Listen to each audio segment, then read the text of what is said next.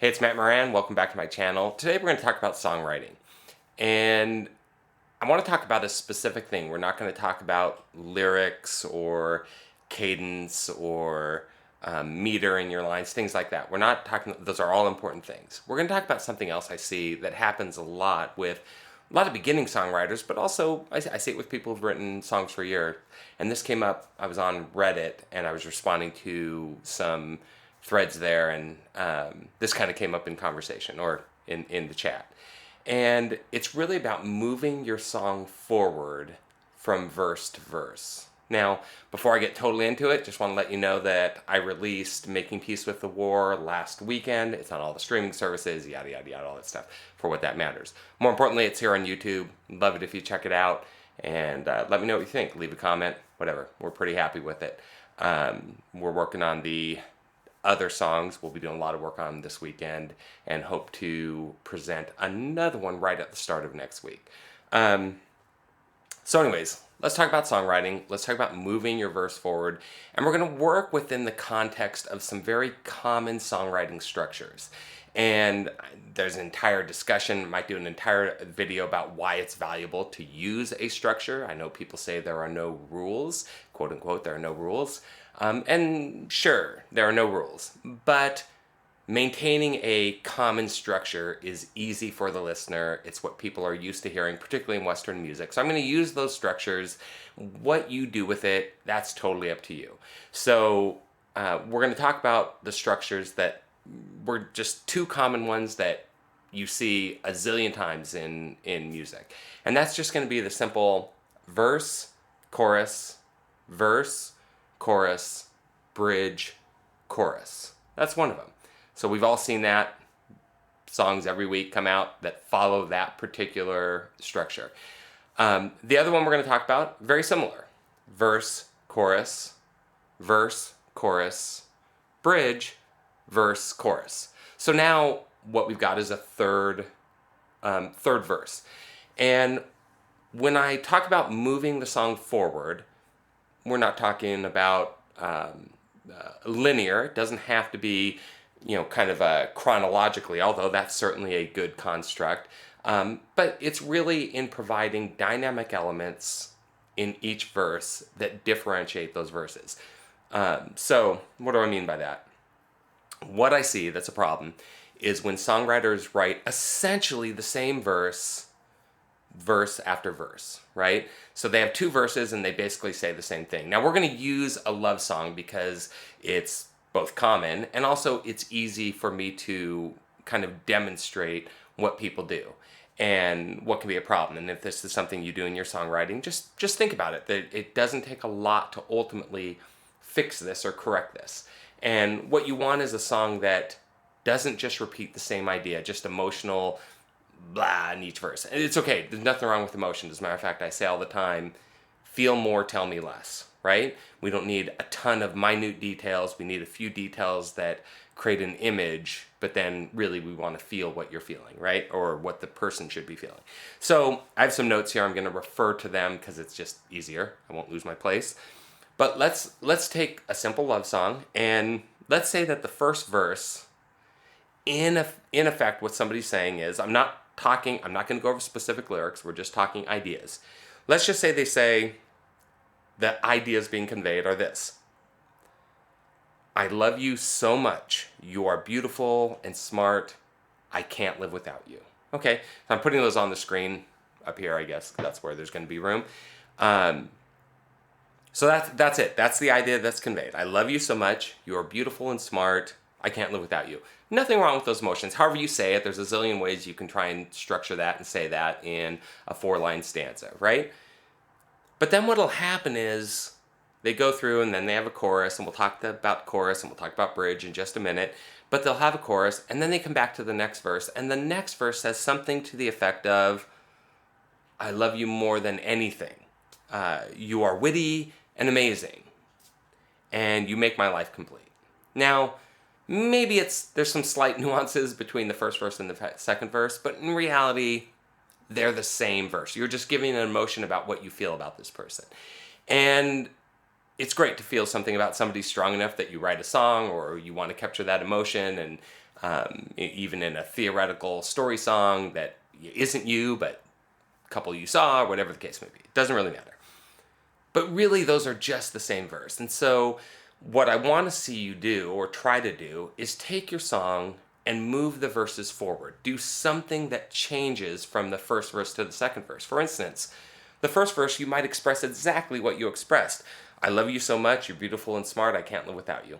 Fine. Okay, you say that.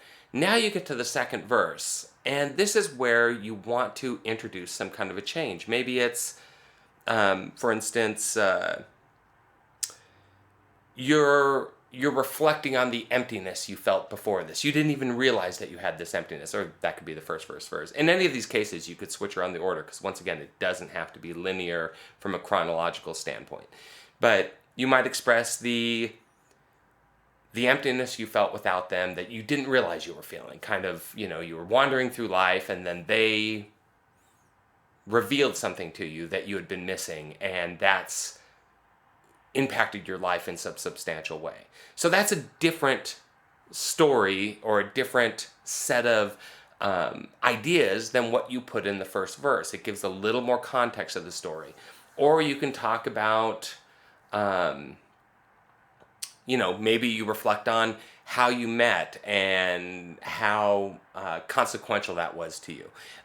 You could express how this person helps you see the world in a different or better way. And this is true. I'm saying a love song. This could be a breakup song. You could express how, once again, the same kind of thing where you introduce a new idea. So how this has taken you off your path, if it's a negative, a breakup song or something like that. And once again, this doesn't just apply to love songs, breakup songs. It can apply to any kind of story song. The whole idea is just to take one verse to the next and change something, add something, give a little more depth to why you're feeling that way, or how it makes you behave going forward. And then if you're going for a third verse, you can either use something that reflects on what you see in the future, anticipation of what this is going to mean down the road for the two of us in this great love, or what it's going to mean to you going forward that you can't trust love anymore. Whatever the case may be, you're doing something to move the song forward. Okay, so that's really what I want to get to the heart of. It's just be very careful of not just writing verse 1, then repeating that same emotion every time. Okay, now let's talk about how you use, in this same context, how you use a bridge. So what does a bridge do for you? A bridge lets you have a revelation. It kind of helps you button things up. So I made some notes here.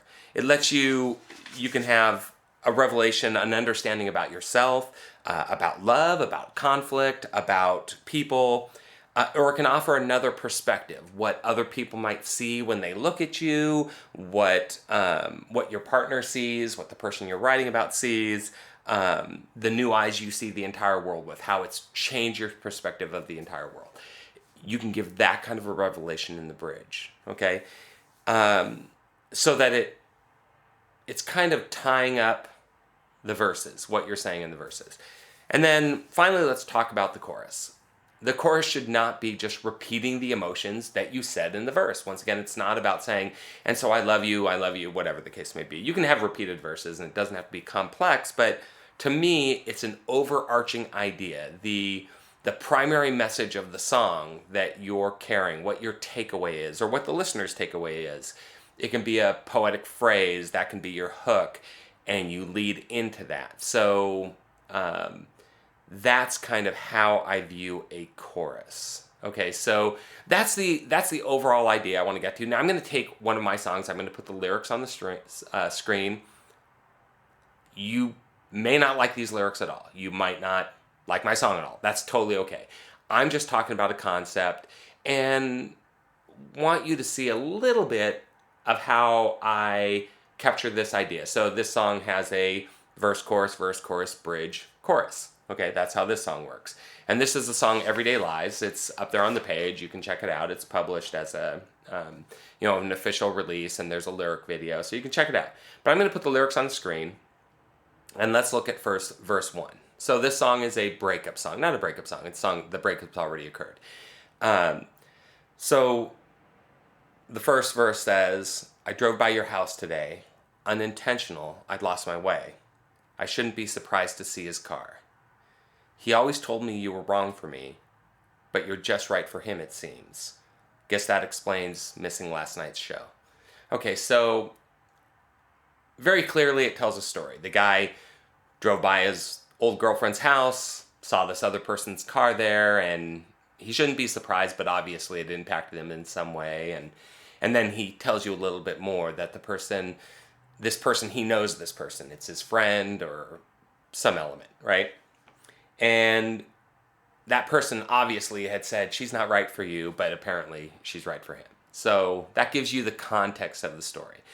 Now we'll talk about the chorus in a minute, but we're going to go right to the second verse. So in the second verse, now this person's reflecting on this. The song's called Everyday Lies, and it's about how he tells himself lies and tells her lies to soften the blow of what's occurred. Okay, so in the next verse, it says, so I drove down to that old laundromat. The day we moved, you vowed you'd never go back. And that must be why it feels so safe. So now he's trying to get out of this funk that he was in, and he's going to a place that they used to go. And if you wash your clothes at a laundromat or ever did in the past, I certainly did, you know that it's not the most pleasant experience to have to pack everything up and take it to the laundromat. It's much nicer when you have things at your house. And we're giving an image that she's just said, oh my God, we've moved on beyond this. I'll never come back here again.